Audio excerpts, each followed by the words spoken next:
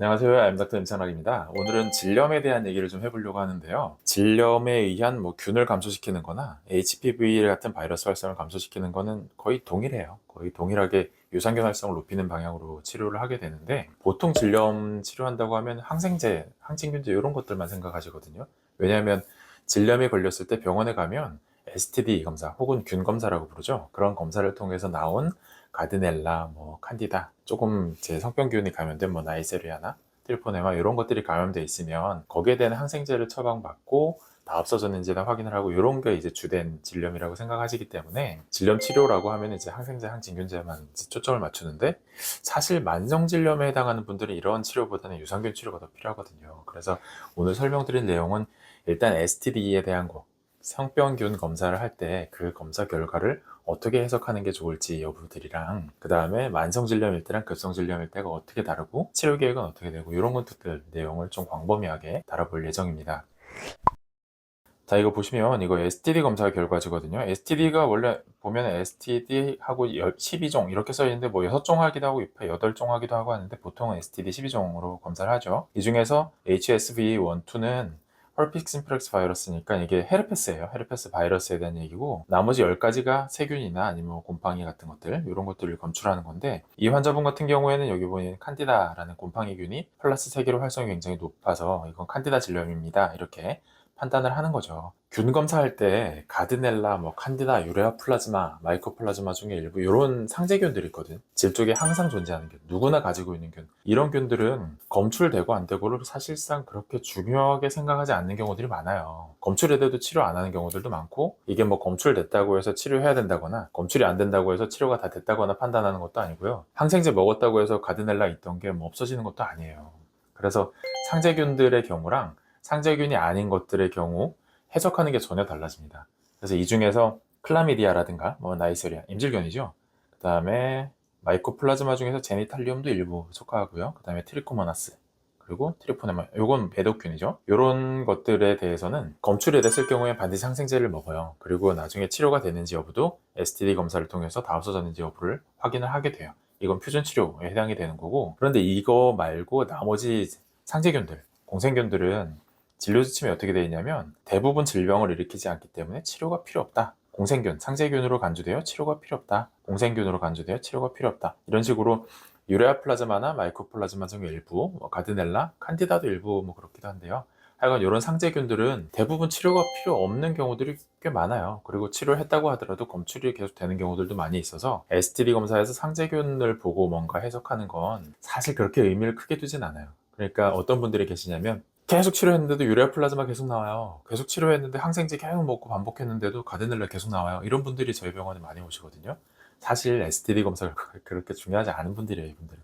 이분들은 STD 검사 결과에서 검출된다, 이런 거보다 내가 실제로 증상이 없어졌느냐, 이게 훨씬 중요한 거예요. 상재균들은 언제든지 오늘 검사한 거랑 내일 검사한 게 결과가 다 다를 수도 있거든요. 그래서 그런 검사 결과보단 내가 느끼고 있는 증상들이 사라졌는지, 아직까지 남아있는지, 이거 여부가 치료를 해야 되는지 말아야 되는지 결정하게 돼요. 단지 STD를 검사하는 이유는 실제 성병균들이 인질이나 매독이나 앞에 보여드렸던 마이코플라즈마 중에서 제니탈리움이라든가 아니면 클라미디아, 트리코모나스 이런 균들은 외부에서 감염돼 들어오기도 하고, 또 성관계를 통해서 감염될 확률이 굉장히 높은 균들이거든요. 감염이 되게 잘 되는 균들이에요. 그래서 그런 균들이 있는지 여부를 확인하기 위해서 검사를 하는 거지, 상재균에 대해서는 사실 STD 검사 결과는 크게 영향을 미치지 못합니다. 그런데 이게 굉장히 중요한 분들이 만성질염인 분들이에요. 만성적으로 한 1년에 서너 번 정도는 계속 산부인과 가는 것 같아 하는 분들이 있거든요. 그런 분들의 경우엔 STD 검사는 사실상 쓸모없는 검사예요. 오히려 안 하신 게 더 도움이 돼요. 왜냐하면 STD 검사에서 뭔가 검출됐다고, 이거 치료해야 되는데, 너무 스트레스인데, 이렇게 심리적인 압박만 계속 받기 때문에 그 균이 검출되는지 안 되는지가 치료에 별로 영향을 안 미치거든요. 오히려 그런 분들은 뭐를 확인해 봐야 되냐면, 이런 걸 확인해 봐야 돼요. 저희는 보통 대부분 오시는 만성질염 환자분들이라서 오셨을 때 질내산성도를 꼭 체크해 봐요. 질내산성도를 확인해 본다는 건 질유산균의 활성을 본다는 거거든요. 유산균이 많아서 그 유산들이 만들어내는 젖산들이 많아지면 약산성 환경이 유지돼요. 약산성이 건강한 환경이에요. 그럴 때 질내산성도에서는 이렇게 노란색을 띠게 되는 거죠. 그런데 유산균 활성이 줄어들고 일부 있었던 상재균들의 활성이 좀 많아지게 되면, 그때는 거의 중성이 되거든요. 중성이면 그 자체만으로도 건강하지 않은 환경을 의미하고 질염이 자주 반복될 수 있는 환경을 의미를 합니다. 처음에 질내산성도가 중성인지 약산성인지 여부가 굉장히 중요해요. 이분도 치료하기 전에는 중성 환경이 확인돼서 저희가 이거 유산균 치료하는 건데, 유산균을 먹거나 뭐 이렇게 넣어드리는 치료는 아니에요. 유산균 치료라는 건 골반강 내부의 혈류량, 혈액순환 촉진시켜드려서 그 환경 개선되는 걸로 유산균 흡입해드리는 치료인데, 그렇게 되면 점점 치료가 지속될수록 점점 약산성 쪽으로 옮겨가거든요. 이게 만성질염 치료예요. 만성질염 치료는 STD 검사에서 뭔가 검출돼서 항생제 쓰고 검사 결과 확인하고 이런 치료 계획이 필요한 분들이 아니에요. 만성질염의 치료는 질내산성도 확인했을 때 진료산균 활성이 줄어들었으니까 그걸 개선시켜드려서 질내산성도가 정상을 유지하게 만들어드리는 것, 그게 만성질염 치료거든요. 이런 거 할 때 또 자궁 경부나 질 점막의 충혈도도 확인해요. 이렇게 충혈이 좀 많이 돼 있고 헐어 있는 영역이 좀 많으면 순환 많이 개선시켜드리고, 또 여기에 이렇게 시술해서 항체 추출물 발라드리기도 하고, 그런 시술이나 뭐 복약이나 이런 치료들을 통해서 치료가 지속될수록 점점 정상 경부를 찾아가거든요.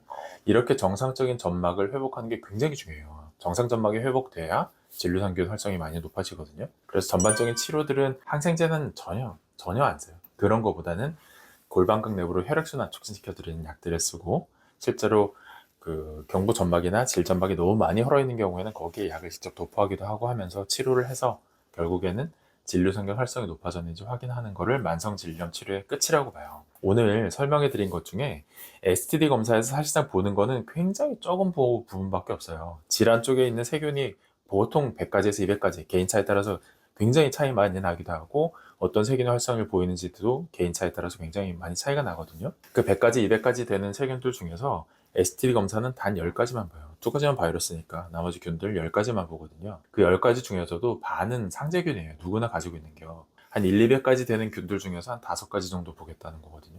이게 얼마나 큰 의미가 있겠어요. 물론 이 5가지 중에 하나라도 나오면 그건 항생제 적극적으로 써서 없애야 되기 때문에 아예 의미가 없는 검사라는 건 아니에요. 이런 균들이 검출되면 그건 항생제를 써서 다 없어진지 확인하고 하는 과정을 거쳐야 되는. 근데 거기에 해당하는 질염은 사실상 많지 않아요. 대부분 질염은 진류산균과 상재균들의 균형 싸움이거든요.